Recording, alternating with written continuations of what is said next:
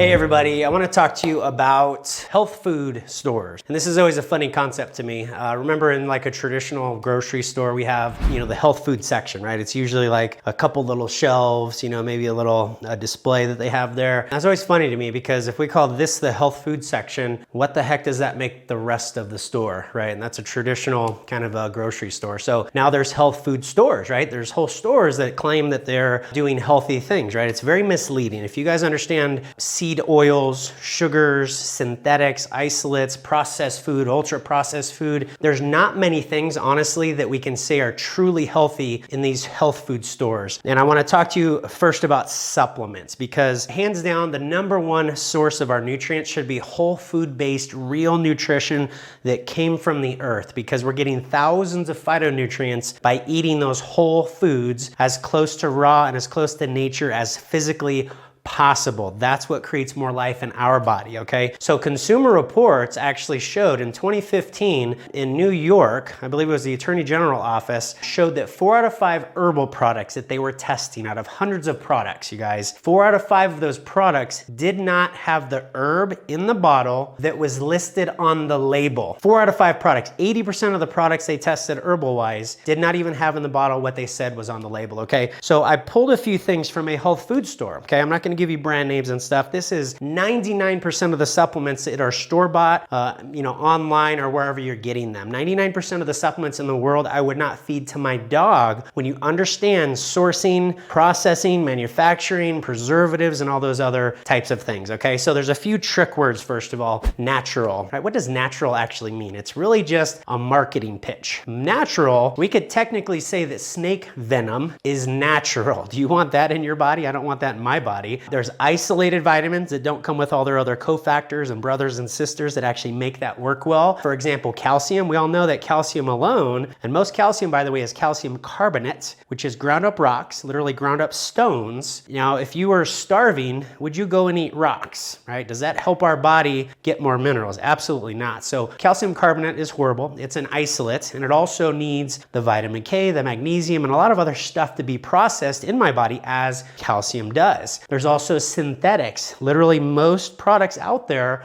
are synthetically made in the laboratory, not from nature. They are a right-handed spin. In chemistry, we learn right-handed and left-handed spin. Non-real things are right-handed spins. It's toxic to the body. We need left-handed spins, and that comes from whole foods. That's just a chemistry thing. Once you understand how processing is, if I take spinach is really good for me, but if I process it, use acids and heat and all these other things to pull the nutrients out of it, well, I just damaged all the good nutrients that were good for me in that raw form of spinach. Storing of products is just as important. If I want to get that live, real food from nature into this bottle to have the same therapeutic effect as it did in nature, it's a very complex process from seed all the way to growth of that plant, sourcing what part of the plant is the most nutrient dense, to now processing it carefully, encapsulating it or turning it into a liquid, and then getting it into this bottle so it's as close to nature as possible. So storage of these items is just as important because enzymes are denatured at about 118 degrees Fahrenheit. That's not very hot. That's a hot day in Arizona, right? So 118 degrees Fahrenheit literally turns that live food into kind of a processed dead food because it denatures the enzymes which gave it life. So, and also which part of the plant are they sourcing from? Even that 20% of the herbs they tested, even if it was the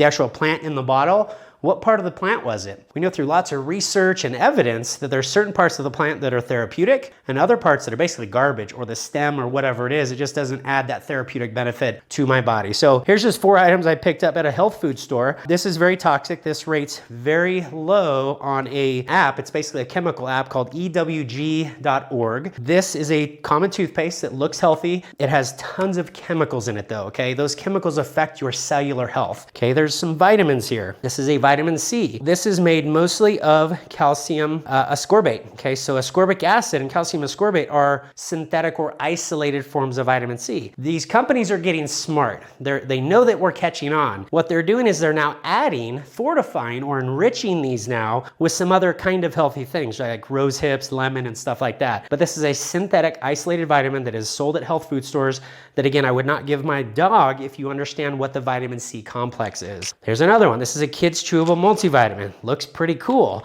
Looks clean. When you start reading this label, it has all isolates, all synthetics, that your body doesn't understand. Again, this is like taking rocks or synthetics or isolates that are missing all the other cofactors that make that vitamin or mineral effective and nourishing in your body. So one more, we have a calcium product with vitamin D, right? Sounds really good. And there's so many chemicals in here. Titanium dioxide. So basically this is in the form of calcium carbonate. This is a rock. This is a stone. This has no place in your body. This is like eating kids' chalk, literally. If you want calcium carbonate, just go eat your kids' chalk. It's probably cheaper than this anyway, okay? So these products are essentially garbage. I would not feed them to my dog. They're processed, isolated. They'll probably sit on a shelf for 50 years. That's how dead they are. And we source real, live, enzyme-rich nutrients. That's what your body understands, guys. So 99% of them on the market, what's on the market, I wouldn't feed my dog. That study that was out of New York on herbs, 4 out of 5 products are not even containing in the bottle